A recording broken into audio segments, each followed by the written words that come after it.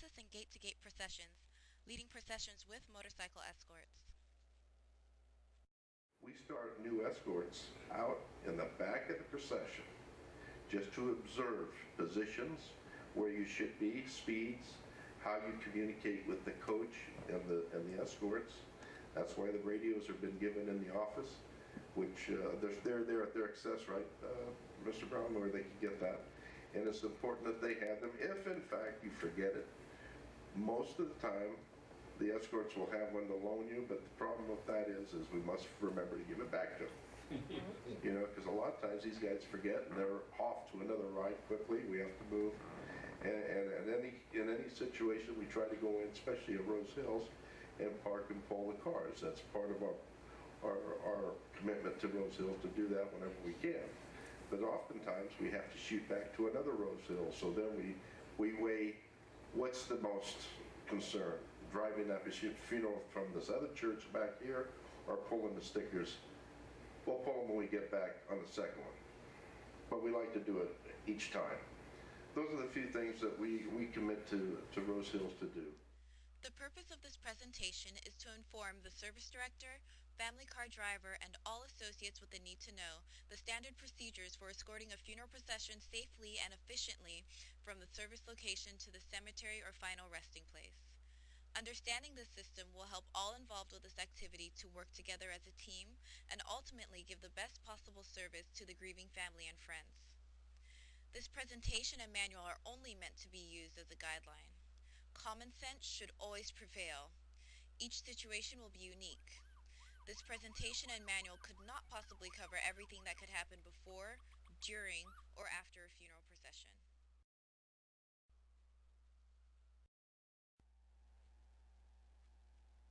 Let's discuss some basics you as a service professional should know about funeral processions. According to the California Highway Patrol, how many vehicles are allowed per motorcycle escort? The rule is 12 cars per one motorcycle escort. What about other motorcycles that could be in the procession? How are they counted? They will be lined up in twos. One pair is considered as one car. For example, there are 20 motorcycles that will follow the funeral coach. Lined up in twos, the motorcycles in the procession will be covered as if they are 10 cars. Then, they will add the remaining cars in the procession and get our total. So if there are 20 motorcycles and another 20 cars, there must be a minimum of 3 motorcycle escorts guiding this procession. There are always special circumstances where the route will call for more than the required number of escorts. For instance, if there are larger vehicles, such as diesel trucks or stretch limousines, if there are traffic lights which are too close together, if there are major construction activities along the available route, or other traffic conditions where additional motors are needed, there must be adequate coverage to get the procession safely and smoothly to the destination. Who is in charge of getting a procession from the service to the planned destination? Is it the funeral services director or the motorcycle escort? The motorcycle escorts are in charge of the procession. Before departing, the service director and lead motor escort will coordinate how to get from place to place, the car count, and the needed number of escorts. From the time the procession begins and until it reaches a complete stop, meaning no cars are moving and all have parked, the motorcycle escorts are in control of the procession. They are held responsible for the safe delivery of all vehicles from place to place. Who determines the procession speed? Again, the motor escorts are in charge. Two-way radios are used to instruct the driver of the needed speeds and lane changes requested. Prior to leaving the service location, make sure you are on the same frequency as the motor escort team. The two-way radio must always be on. If you have a passenger, you will explain to them that you must stay in communication with the escort team during the ride. A general rule regarding speeds. The larger the procession, the slower the speed. After approximately 10 vehicles, the speed of the cars will begin to increase. For example, when making a turn, you will make the turn at a steady speed and maintain that speed until you are aware that all vehicles have completed the turn. This will prevent those cars in the rear from having to accelerate in order to keep up with the procession. Because you will not know the status of the cars further back in the procession, communication is the key. Following the instructions of the escorts is essential to a smooth and safe ride for all involved.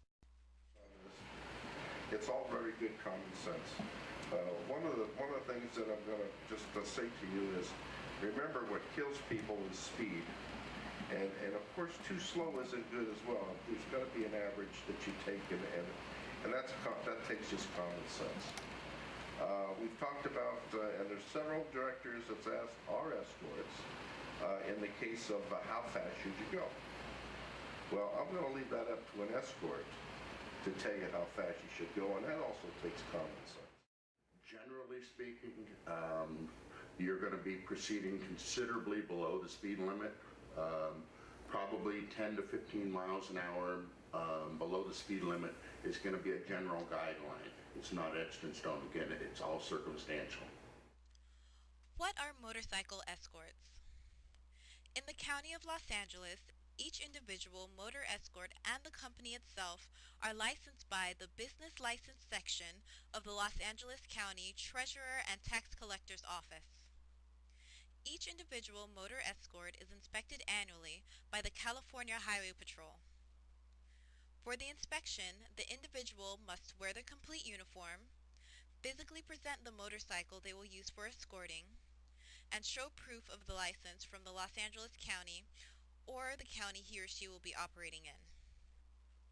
The California Highway Patrol will conduct an inspection of a rider's basic equipment utilizing a standard form titled the Funeral Escort Inspection Sheet. Their uniforms are inspected to ensure they are in compliance with the county ordinance of licensure. Motorcycle escorts are not peace officers. However, the law protects them while they are performing their escorting duties. Printed in the back of the manual are laws from the California Vehicle Code, which regulate and protect those who participate in a funeral procession.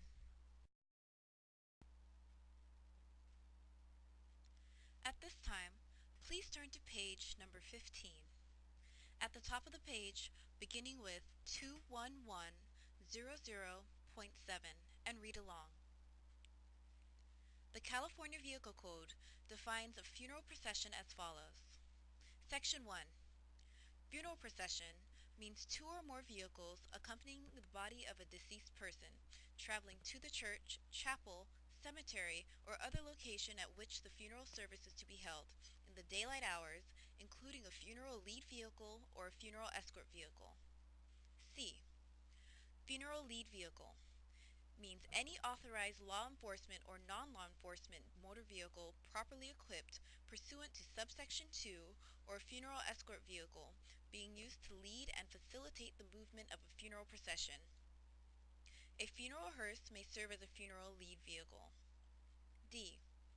Funeral escort means a person or entity that provides escort services for funeral processions, including law enforcement, personnel, and agencies. E. Funeral escort vehicle means any motor vehicle that is properly equipped pursuant to subsection 2 and which escorts a funeral procession. For the next few slides, we will discuss suggested speeds and best practices. As said before, the following are only guidelines. Common sense should always prevail. Coach driver responsibilities. Driving the coach, like escorting, takes a high degree of skill and the ability to make good decisions in varying conditions. These guidelines are not hard and fast rules, but are meant to help the new and experienced coach drivers make good judgments. Always discuss the route with the escort officer and find out how many cars will be in the procession. This should be done as soon as the service begins and definitely before leaving the church or chapel. Ask the family car driver to allow to the right of the coach in the same lane behind the coach, allowing the coach driver to see the procession in the side view mirror. It is easy to be distracted and forget that you are leading a procession when you have clergy or another passenger with you. Extra concentration is necessary to do the job professionally and safely. Two-way radio communication will always be used during the procession. Leaving the church or chapel. After the escort officer stops the traffic, proceed very slowly, about 3 to 5 miles per hour. When approaching the first traffic signal, be prepared to stop if the escort officer has not taken control of the intersection, even if the signal is green. There may have been a problem getting cars out of the parking lot, therefore starting at a slow speed will give the motors time to line up all vehicles behind the funeral coach and prevent those cars from going at unsafe speeds to catch up to the procession. And again, as an escort and as a director driving a funeral coach, a lot of it is your observations and reacting to what you see. I always say your best judge for speed is how hard is your escort working. If your escort is racing you to every control point, when I say control point, that's a yield, a stop sign, a traffic light, anything that has to do with the control of traffic, whether to start, stop, or slow down is called a control point. If your escort is continually racing to get up there to catch you, you're probably going too fast. On the other hand, if your escort is 100 yards or better in front of you, and he's waiting for you to come to an intersection, you're probably going too slow. Again, if he instructs you to speed up or slow down, it's very, very important, slow and smooth on both transitions, because it is indeed like an accordion. What you do on the front end will have an impact on the back end, except quite a bit more dramatic because of the number of cars involved. While driving in a procession, be sure to use your side mirrors and always know where the escort officers and family cars are located. As a general rule, find the posted speed limit and drive 15 miles per hour slower than the posted speed. Remember, if you go too fast, the distance between the cars will increase. This also makes it difficult for the escort officers to get to the front of the procession and into the intersection. Pace yourself according to the motor escort's ability to drive to the front of the procession. Depending on the number of vehicles in the procession, the speed of the procession will vary. Try to keep your speed constant. Slow down for intersections and make turns early and slowly. Choose the correct lane in anticipation of your next turn. Always have an escort officer block the lane you intend to move into. After slowing for intersections or turns, accelerate slowly. Keep your speed down with the last procession vehicle in mind. Remember, you cannot see the rear of the procession, so communication and slow speeds are a must. One of the other things that I've seen in the field that is also can be very dangerous is when we're in a position of doing lane changes, both on the freeway and on surface streets. It's imperative when the escort sets a pick, he will hold the lane that he wants you to go into, that the director goes in front of the escort, not behind him, because what he has essentially done is he's blocked the lane change for everybody in the procession behind him. Street intersections.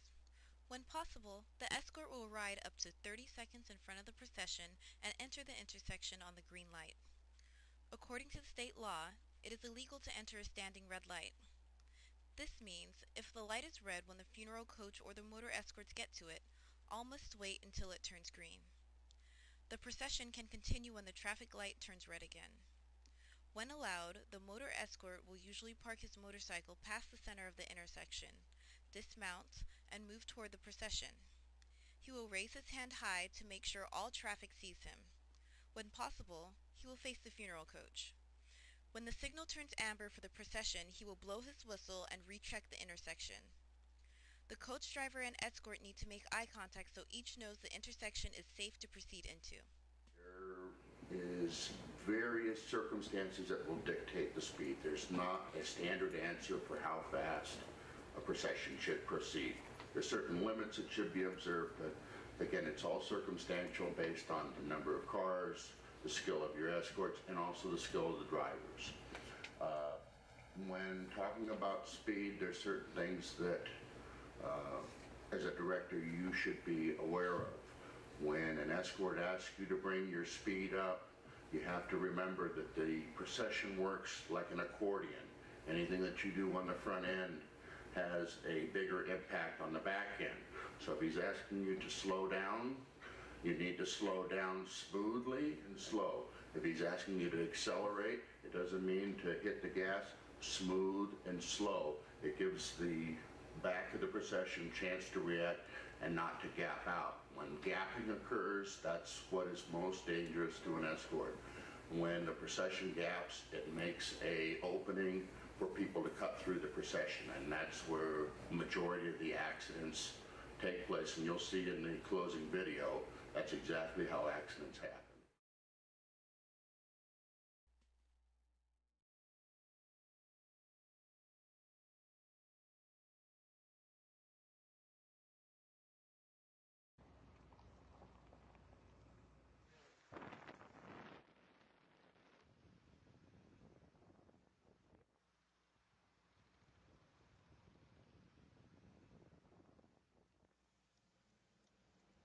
What is she doing? Why is she trying to go through? This is a funeral. Jesus. Lord, help us, Holy Ghost. Jesus, let that man be okay. 911, 911.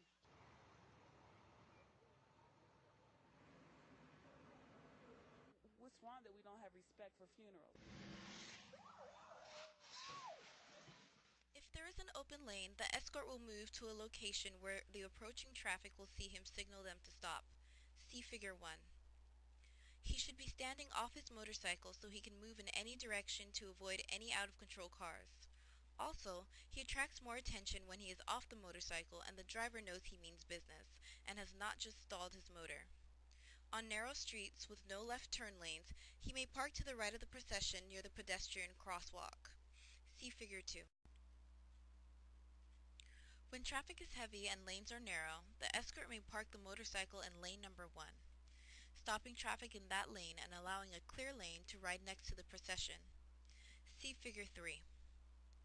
If the signal has changed to green as you are approaching and the escorts are not in your rear view, slow down to 5 miles per hour so the cars in the procession will be bumper to bumper. Therefore, if the light turns red and you need to come to a complete stop, a smoother ride will result for all. Enter the intersection only with the consent of the motor escort. This will allow the cross traffic to see the procession. Even if there is an escort in the intersection, do not proceed through a red signal unless you are sure it is safe to do so. The escort will hold the intersection until the last procession car passes through. Remember, the escort is liable if he or she leaves the red light and a collision occurs. Right and left turns on streets. The escort will point his motorcycle in the direction he wants the procession to go by placing his front tire so it's pointed toward the lane where he or she wants the coach to enter. Left turn, Figure A. The escort will try and park his motorcycle out of the way of the coach. The best way is to move into the intersection just as the signal turns green and stop all traffic coming toward him before they start moving. Right turn, Figure B. The escort will park his motorcycle as shown in the diagram. This allows movement of all other traffic and makes it easier for him to proceed to the next intersection after the last car passes. Pedestrians. Always watch out for them. On occasion, some pedestrians may not notice the procession coming, be able to get out of the way quickly, or not look both ways before entering the intersection. Sometimes, pedestrians may even decide they're in too much of a hurry to wait for a long funeral procession. In California, pedestrians always have the right of way, so be sure to drive safely for all. For the next few slides, we will discuss entering and changing lanes on freeways. It is important to acknowledge that this could be a dangerous part of the procession if not handled properly, so always use care and be attentive at all times. Freeway entrances. Figure C. The escort will park the motorcycle on the gore point with four-way flashers on. The motorcycle should be facing the direction of the oncoming traffic. The escort will motion the freeway traffic to change lanes, one lane to their left. The escort will lead the procession onto the freeway and bring the speed to approximately 35 miles per hour. There should always be a motor escort to lead you onto a freeway. Never do this unless given direction by the lead motor escort rider. Freeway lane changes. The escort will position themselves 1 or 2 car lengths behind the coach in the lane the procession will travel in. The escort will turn on the four-way flashers to signal the freeway traffic to slow down. The escort then turns on amber lights to signal the coach driver that the lane is safe to move into. When it is safe to do so, the motor escort will use the two-way radio to tell the coach driver to move into the lane. When the escort is seen in the coach driver's mirror with their amber lights on, the coach will move into the lane when it is safe to do so. Do not slow down when changing lanes. After the last car is passed, the escort will turn off their flashers and amber lights. If there are more escorts, one remains in the rear until another lane change is needed. Remember, the coach driver in cooperation with the lead escort sets the pace. On freeways, maintain a moderate speed between 47 and 52 miles per hour. This is very important so as to prevent a rear-end collision at the end of the procession. Always change one lane at a time, and only with the motor officer's direction. Exiting freeways. Figure E. This can be just as dangerous as entering and changing lanes. Caution and attention need to be exercised to accomplish this smoothly and safely. Approximately 1.5 miles before exiting the freeway, the coach should start slowing down to 45 miles per hour. The escort will then move the procession to the exit lane approximately 2 exits prior to the designated off-ramp. Sometimes it is better to wait for the traffic to clear out of the exit lane before moving into it. By the time you reach 1 mile before your exit, slow down to approximately 40 miles per hour. When you are within 1/2 mile of your exit, slow down to approximately 35 miles per hour, then exit the freeway at 30 miles per hour or slower if conditions warrant. The escort will try to reach the light at the end of the freeway exit when it is green, so the procession can exit the freeway without stopping. If you can adjust your speed to help the school, the procession will exit smoothly. Never change lanes just before an off-ramp. If the designated off-ramp is passed, it is safer to proceed to the next exit. At the cemetery. The escort will direct traffic into the cemetery, advise drivers to turn off their headlights, direct them to the parking area, and advise them to secure their vehicles. Once the cortege has arrived at the interment site, the escorts will position themselves to assist in the orderly parking of all vehicles. After the passengers have left their vehicles and walked to the committal site, the escort will then remove the funeral stickers from the vehicle windows. This will conclude the motor escort team's responsibility.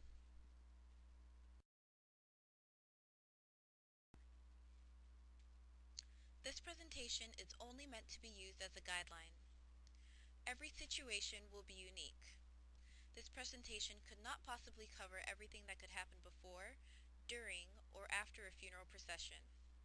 Common sense will always prevail, along with the team actions of the coach driver and the motor escort team. This concludes leading processions with motorcycle escorts.